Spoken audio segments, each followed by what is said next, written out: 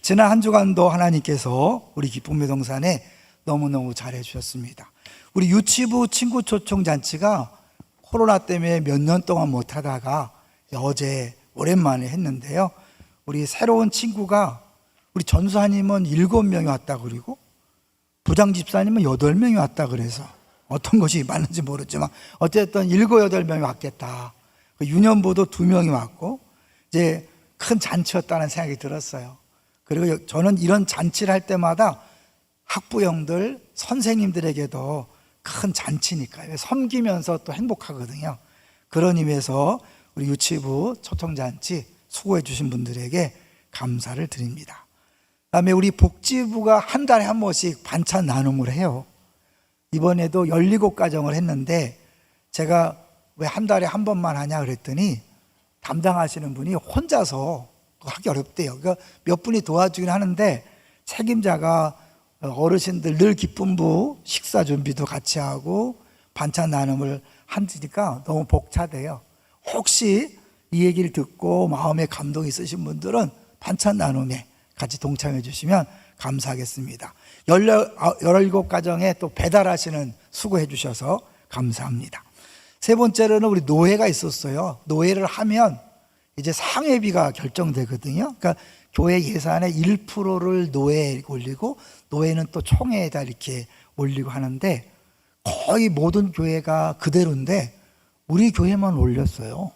제가 그랬어요. 왜 우리 교회만 올렸냐? 근데 주변에서 감사한 줄 알아라 막 이러고. 왜냐하면 예산이 늘어야 올릴 수 있거든요. 그런 의미에서 다시 한 번 더 감사하고 우리 모든 성도님들이 기쁨으로 헌신해 주시는 것을 다시 한번 감사를 드립니다. 특별히 이제 오늘 같이 제목을 같이 볼까요? 오늘 제목이 나는 어떤 이웃입니까? 그 많은 것들이 이렇게 모아져서 이 설교를 준비하면서 한편으로는 벅차기도 하면서 한편으로는 마음이 아프기도 했어요. 왜냐하면 이유가 있어요. 좀 이따 말씀드리도록 하겠습니다. 오늘 제목이요. 나는 어떤 이웃입니까? 그랬는데 여러분은 어떤 이웃 같아요? 자기한테 한번 생각해 보세요. 3가지 이웃이 본문에 나옵니다. 강도와 같은 이웃, 피해만 끼치는 이웃이죠. 두 번째는 제사장 레위인과 같은 이웃이 나와요. 자기만 위에 사는 이웃입니다. 세 번째는 사마리아인 같은 이웃, 남들을 위해 희생하는 이웃입니다. 여러분 어떤 이웃입니까? 더 나아가서 여러분 주변에는 어떤 이웃이 있습니까? 저는 오늘 설교를 하면서 거창하게 막 전 세계 사람들을 돕자 그런 것보다도 가장 가까운 남편이 이웃임을 기억하고 남편을 용서하자. 아내가 가장 가까운 이웃임을 알고 이웃을 용서하자. 결론은 그렇게 갈 거예요.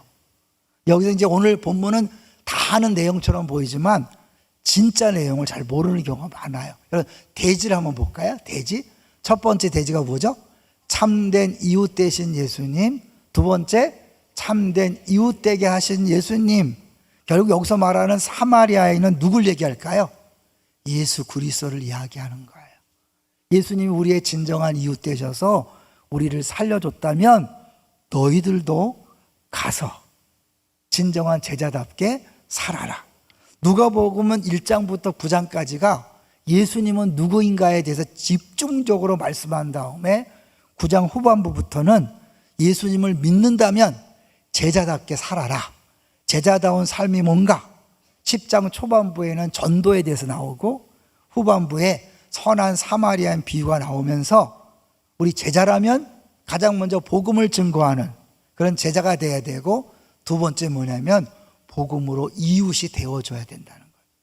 복음은 말로만 전하는 게 아니라 삶으로 진정한 이웃이 되어줌으로 복음을 전하는 것이 제자의 삶이다. 이제 그런 거예요. 이제 오늘 내용을 이해하기 쉽게 우리 이제 예루살렘에서 여리고로 내려가는 이 길이 얼마나 위험한 길인가를 한번 영상으로 준비해 봤습니다.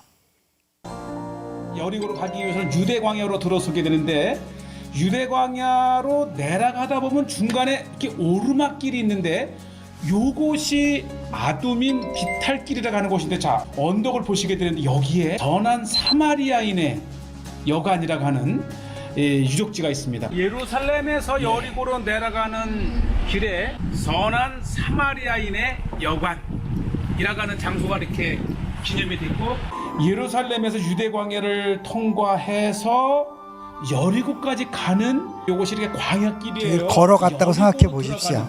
저런 길을. 아름다운 광야길을 보고 계시고요. 저 펼쳐진 저 광야 너머의 마을이 여리고입니다.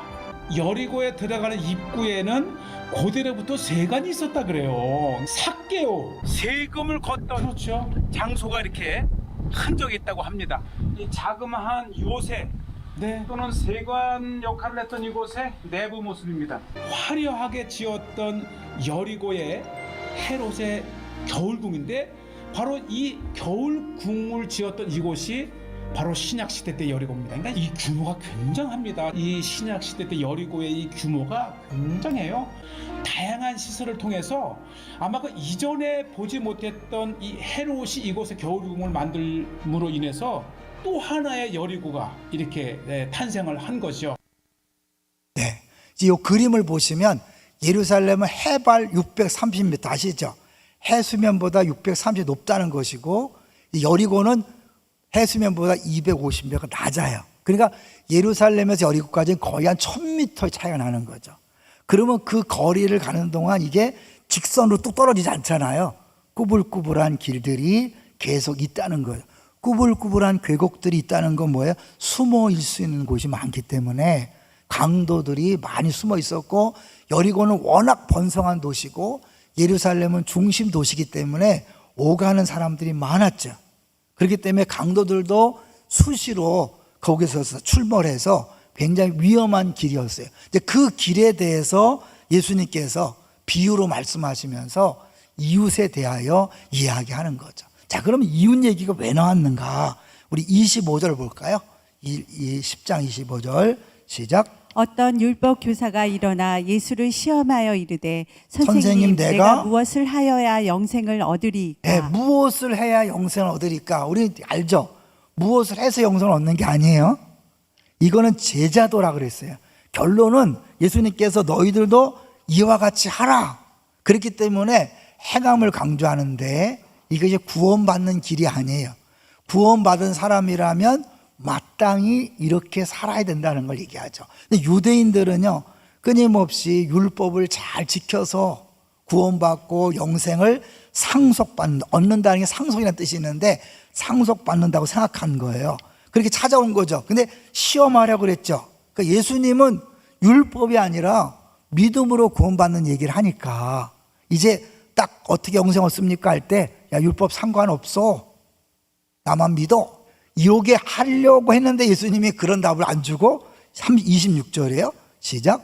예수께서 이르시되 율법에 무엇이라 기록되었으며 내가 어떻게 읽느냐. 네, 율법에 뭐라고 나와 있어? 27절 다 하는 거죠. 같이 읽어볼게요. 시작. 대답하여 이르되 내 마음을 다하며 목숨을 다하며 힘을 다하며 뜻을 다하여 주 너의 하나님을 사랑하고 또한 내 이웃을 내 자신같이 사랑하라 하였나이다. 네, 10계명을 2계명으로 줄인다 그랬죠. 하나님 사랑, 이웃 사랑. 모든 율법을 줄이면 사랑하라, 사랑하라 해요. 이 율법사가 딱 잘 얘기했죠. 그러니까 예수님이 오, 맞았어, 잘했어, 그러면 그대로 살아. 근데 그렇게 살 수 있는 사람이 있어요, 없어요? 없죠. 하나님 말씀을 100% 지킬 수 있는 사람은 없는 거예요. 그래서 율법을 통해 우리는 어쩔 수 없다.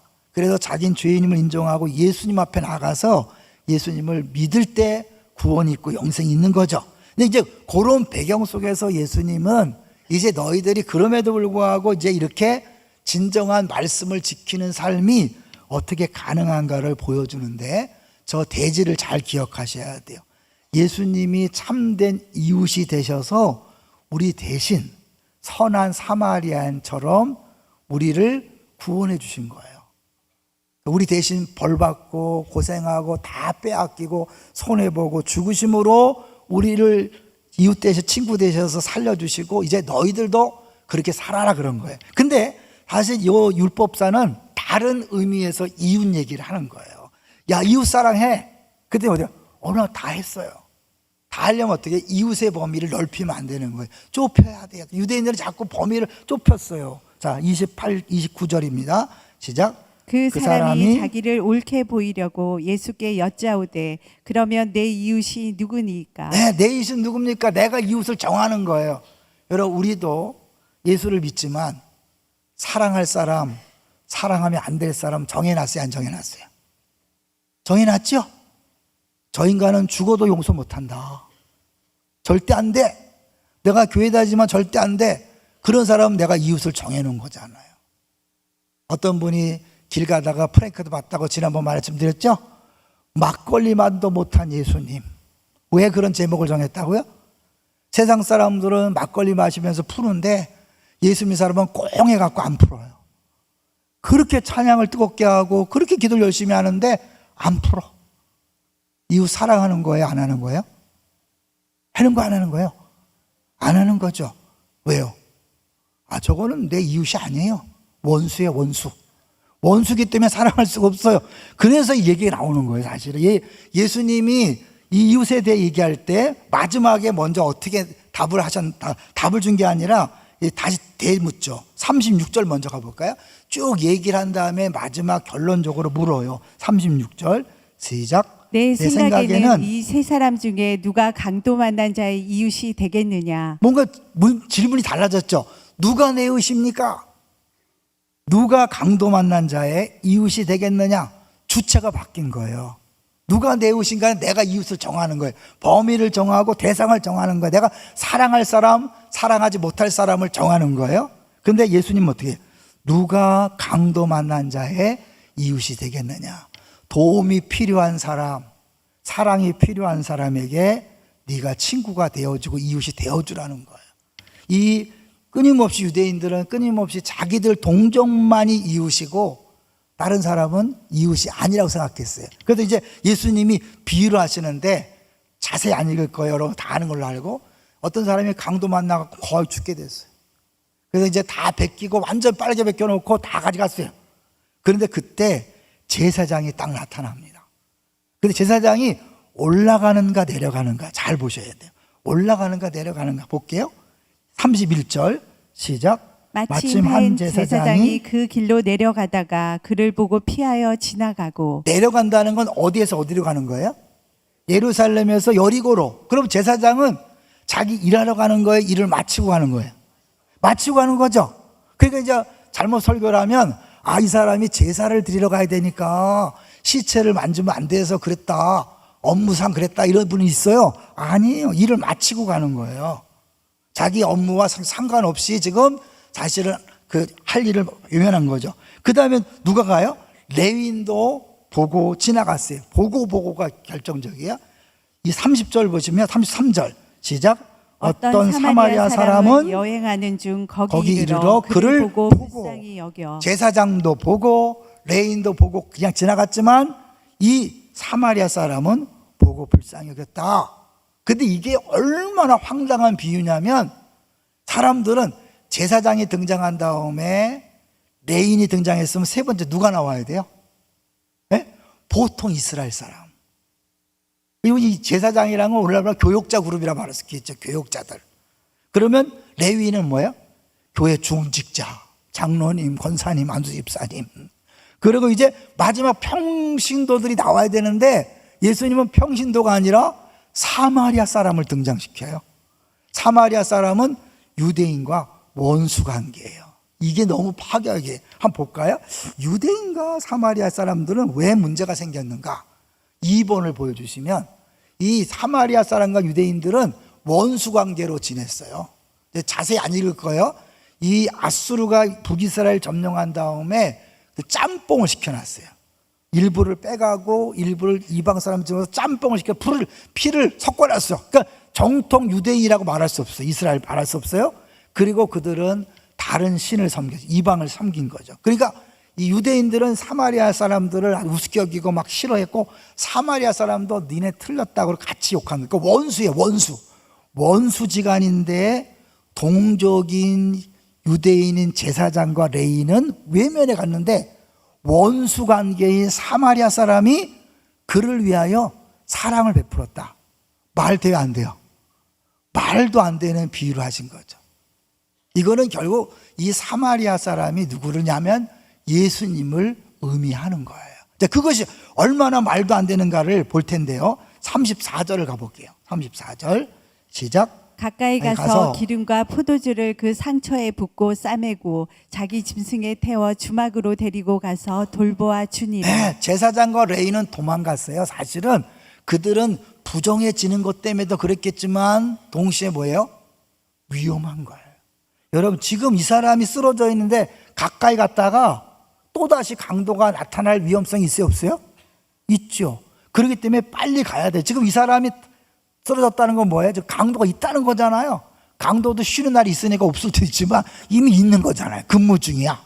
그게 어떻게 웃지를 않네. 근무 중이라는 게 뭐야. 그래서 이제 도망가야 되는 거예요. 그런데 겁 없이 멈췄어요. 위험한 거죠. 언제 닥칠지 모르는 위험을 감수하는 거죠. 근데 보기만 한 게 아니에요. 기름과 포도주로 상처에 벗다. 이러니 포도주는 알코올이 들어있기 때문에 소독하는 치료 효과가 있죠. 이 기름은 올리브 기름이에요. 그래서 이게 진통제 역할을 한다 그래요. 그러니까 늘 여행객들은 기름과 포도주를 갖고 다니면서 필요할 때 이걸 팔아서 쓰는 여행 경비 목적도 있는 거예요. 그러니까 이걸 자기가 여행 중인데 그 비용을 쓸 수 있는 그거를 허비한 거죠. 상처에 붓고 싸매고 그 다음에 자기 짐승에 태워서 주막으로 데리고 갔대요. 그럼 자기 짐승에 그 다친 사람을 태우면 자기는 어떻게 해야 돼요? 걸어가야 돼요. 이렇게 할 사람이 있을까요? 더구나 주막으로 데려가서 돌봐줬다는 거예요. 근데 그 당시 주막이 그렇게 뭐 오늘날처럼 호텔 깨끗한 게 아니잖아요. 그 당시에는 이제 주막에 매음이 이루어지고 그렇죠? 그런 성적인 일들이 이루어지기 때문에 대부분 주막 주인은 별로 도덕적으로 깨끗하지 않대요. 근데 이제 워낙 이 사람이 자주 다니면서 친해졌기 때문에 이런 부탁을 했는데 잘 생각해 보세요. 사마리아인과 유대인은 원수 관계인데 유대인을 다 다친 걸 데리고 왔어요. 그럼 오해의 소지가 있을까요, 없을까요? 있죠. 원수를 돌본다는 건 상상을 못하고 혹시 다 빼앗고 괜히 위하는 척 데리고 온 건 아닌가? 이런 오해를 받을 위험성이 있을까요, 없을까요? 있는 거예요. 그러니까 예수님이 이 사마리아인을 등장시켜서 가능한 한 말도 안 되는 엄청난 행동을 했다는 것을 계속해서 보여주는 거예요. 그래서 어떻게 해요? 이거는 보통 사람이 할 수 있는 일이 아니다 라는 걸 얘기하는 거죠.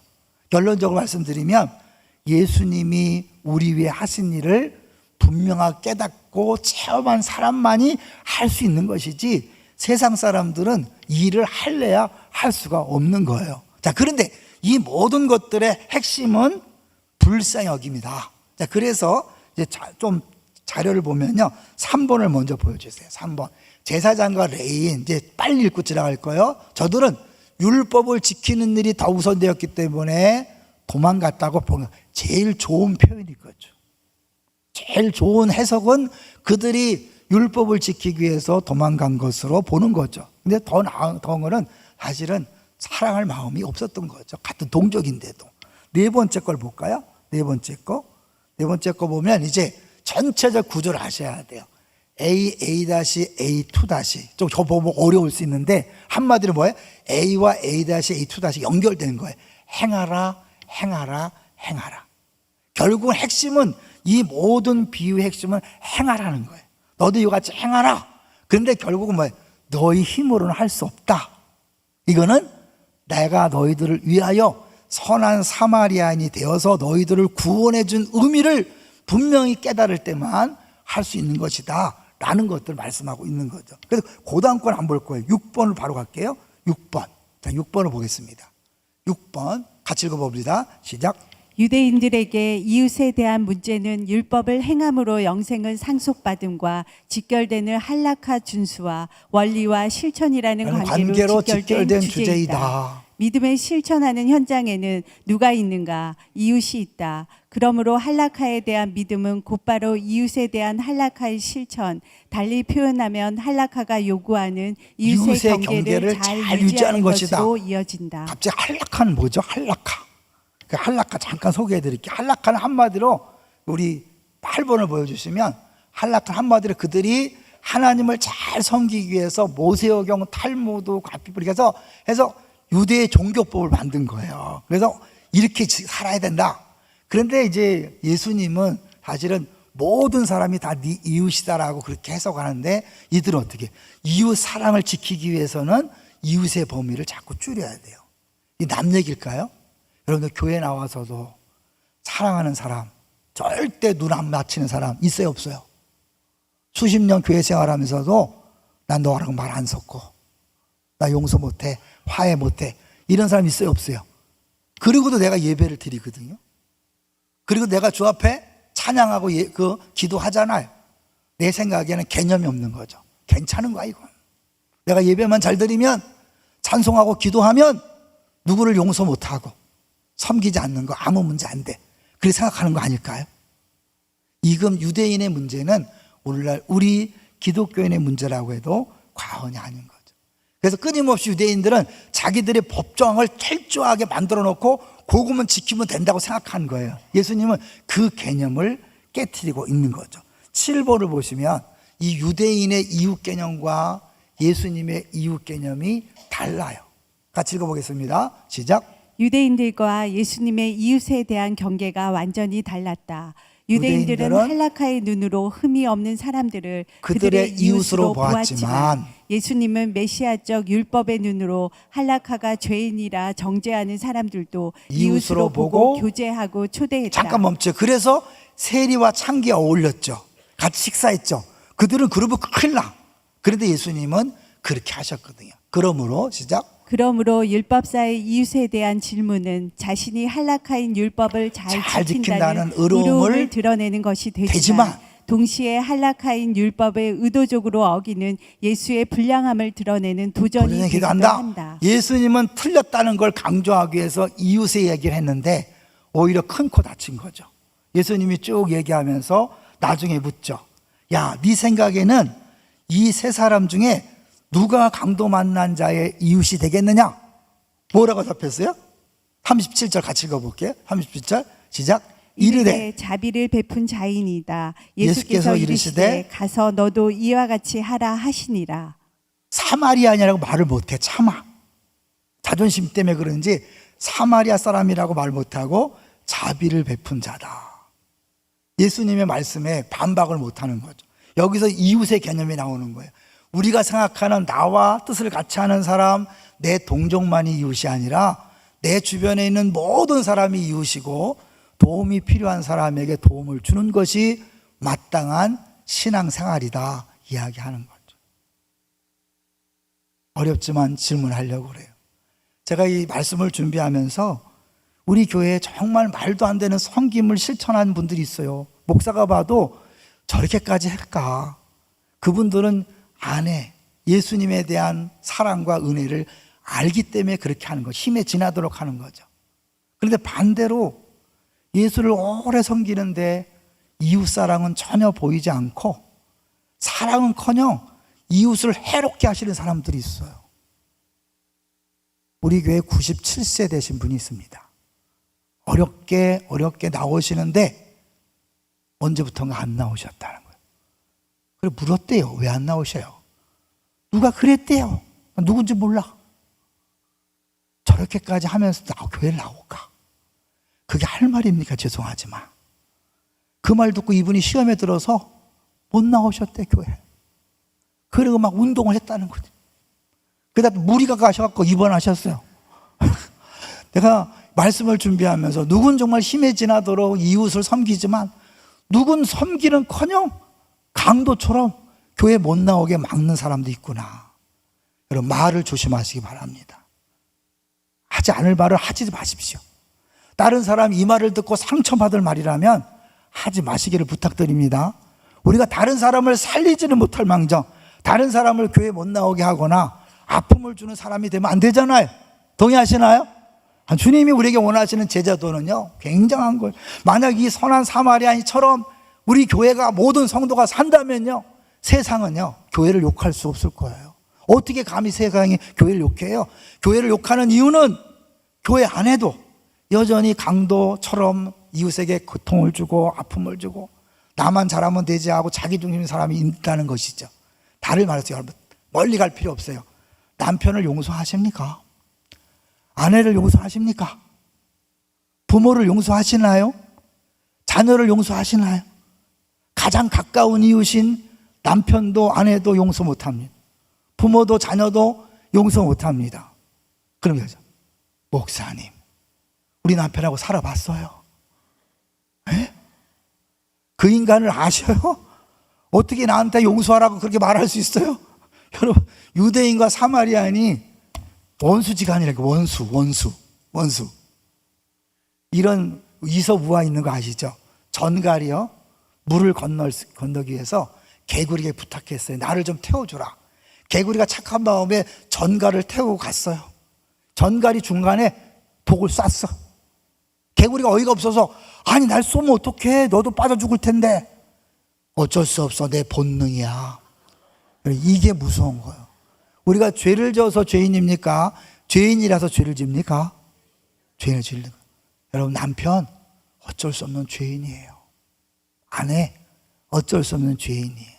부모 어쩔 수 없는 죄인이고, 자녀 어쩔 수 없는 죄인이. 여기 어떻게 해요? 다시 한번 33절을 보면 이게 핵심인데, 33절 다시 읽어볼게요. 시작. 어떤 사마리아 사람은 여행하는 중 거기 이르러 그를 보고 불쌍히 여겨. 그를 보고 불쌍히 여기는 거예요. 이 불쌍하다는 것, 하나님이 이스라엘 백성을 불쌍히 여겨서 구원할 때 했다는 그런 표현이고, 예수님이 환자들을 보고 배고픈 사람들을 보고 불쌍히 여겨서 기적을 베풀 때 쓰는 단어죠. 그러니까 하나님 예수님 마음으로 사람들을 보는 것, 그것은 불쌍히 여기는 거예요. 오늘부터요, 남편을 한번 불쌍히 여겨보세요. 오죽했으면 저렇게 남편 역할을 못할까. 네.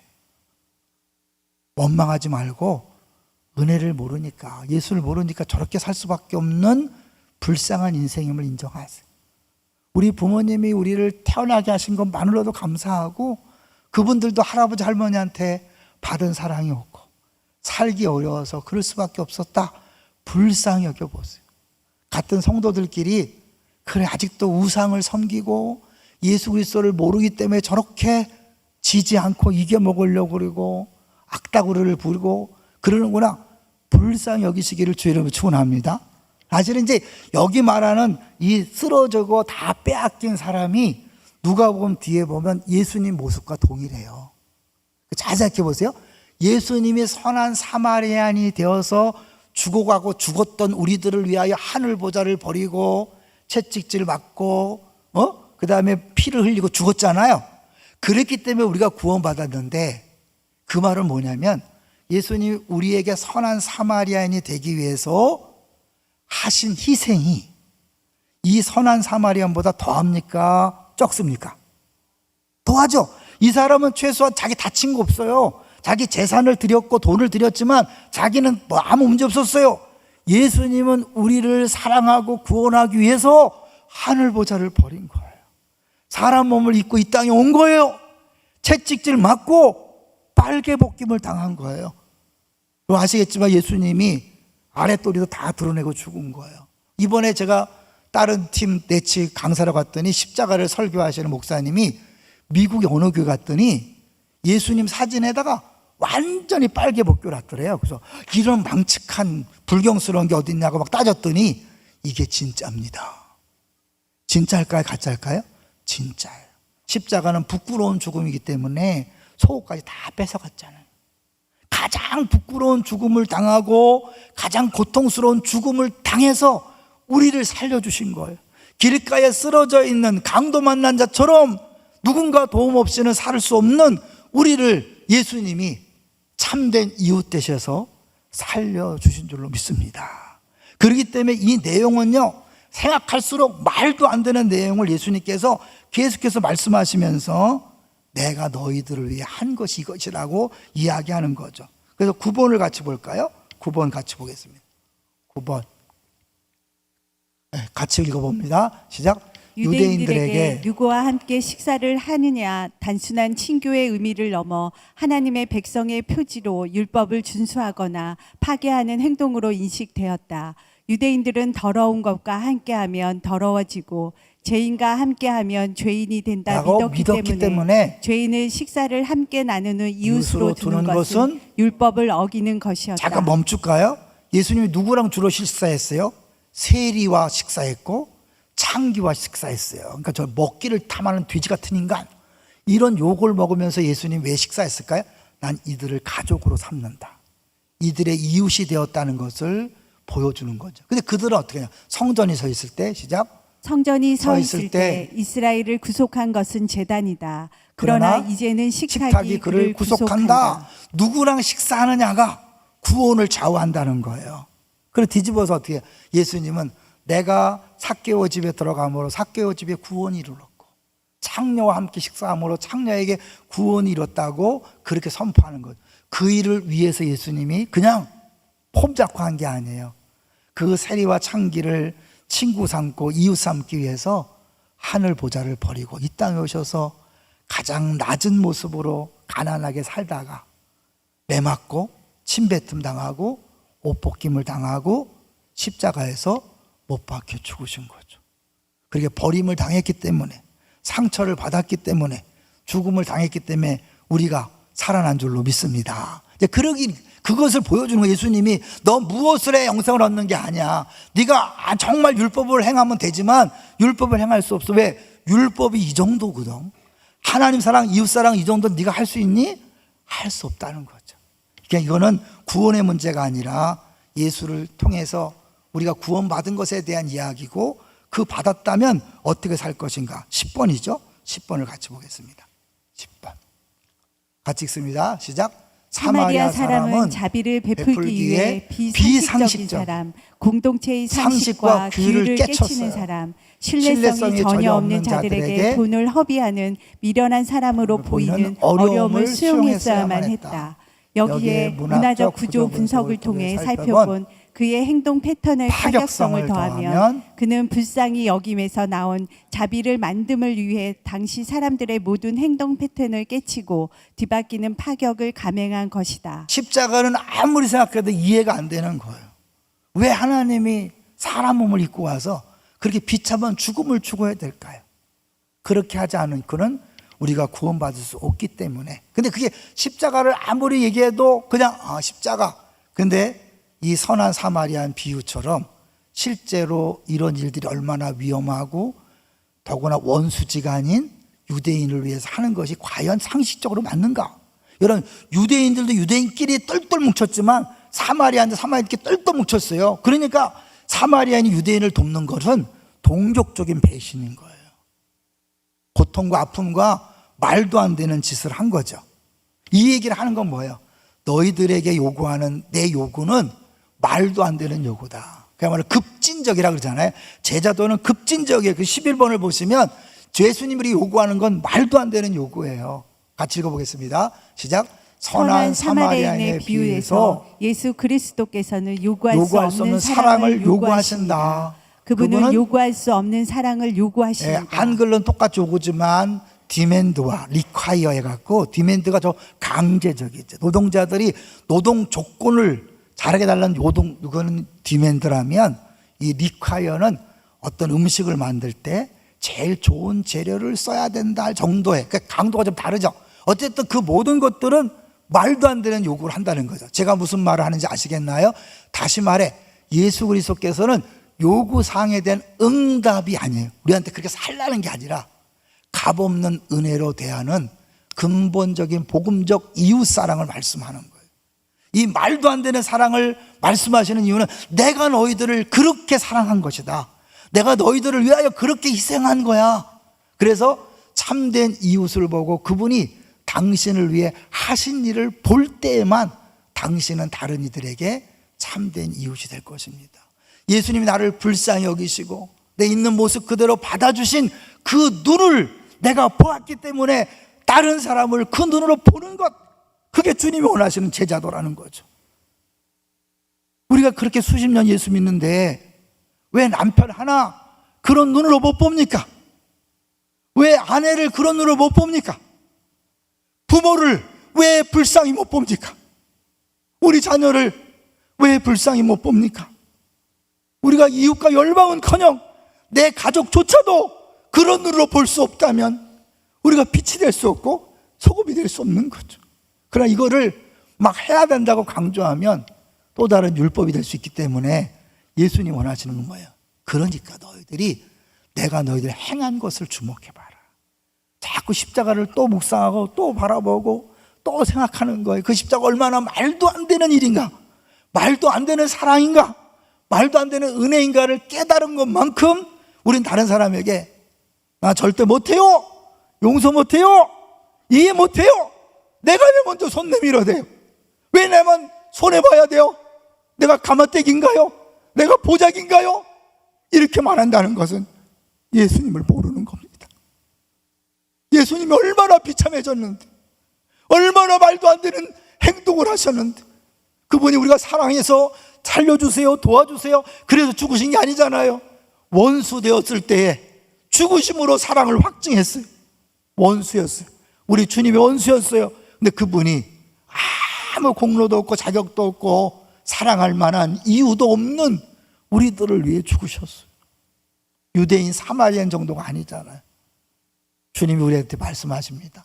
네가 이런 은혜로 구원을 받았다면, 진정한 제자라면 모든 사람의 친구가 되어줘야 한다.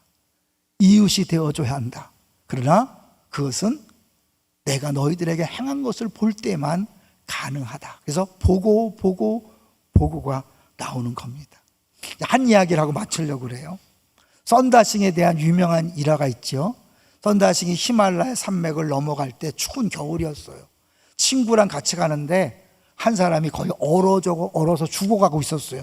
썬다싱이 우리 데리고 가자. 친구가 미쳤냐? 지금 이 추운 겨울에 우리 내 몸 간수하기도 어려운데 미쳤어? 빨리 가야 돼. 그러니까 그 친구는 가버리고 썬다싱이 혼자서 업고 가는 거예요. 한참 가다 보니까 한 명이 죽어 있었어요. 누구죠? 그 친구가 혼자 가다가 얼어 죽었어요. 근데 썬다싱은 업고 가니까 그 산맥을 업고 갈 때 얼마나 힘들었겠어요. 땀 삐직삐직 흔들리면서 자기도 땀이 나니까 안 얼고, 그 업고 간 사람도 그 땀과 열기로 살아났다는 놀라운 이야기죠. 이건 뭐예요? 하나님 우리에게 사랑하라, 섬겨라, 친구가 되고 이웃이 되어주라는 것은 그 사람만을 위한 게 아니에요. 결국 나를 위한 거예요. 우리 늘 기도하죠. 섬기다가 섬기러 오신 예수님을 알게 된다. 사랑하고 섬기고 희생하는 분들이 행복해서 합니다. 왜요? 그게 진짜 영생의 행복이니까요. 달라 하는 사람 계속해서 불만족이 쌓입니다.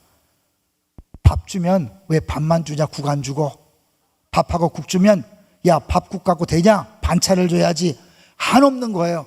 근데 주는 사람은요, 없어도 행복한 거죠. 왜요? 이미 우리는 다 받은 것을 주면서 와, 이게 주님 사랑이구나, 이게 주님 섬김이구나, 이게 십자가구나 알면서 할렐루야 할렐루야 더 신나고 행복한 삶을 살아갈 수 있게 되는 것입니다.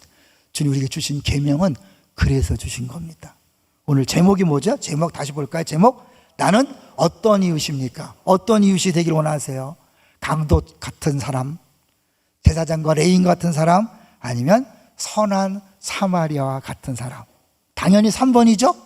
1번 원하시는 분 없죠? 3번이. 자, 그러려면 이제 우리가 예수님께서 우리를 위해 죽으신 걸 자꾸 묵상하고 또 묵상하고 십자가를 자꾸 바라보십시오. 그럴 때 가능해집니다. 찬양할까요?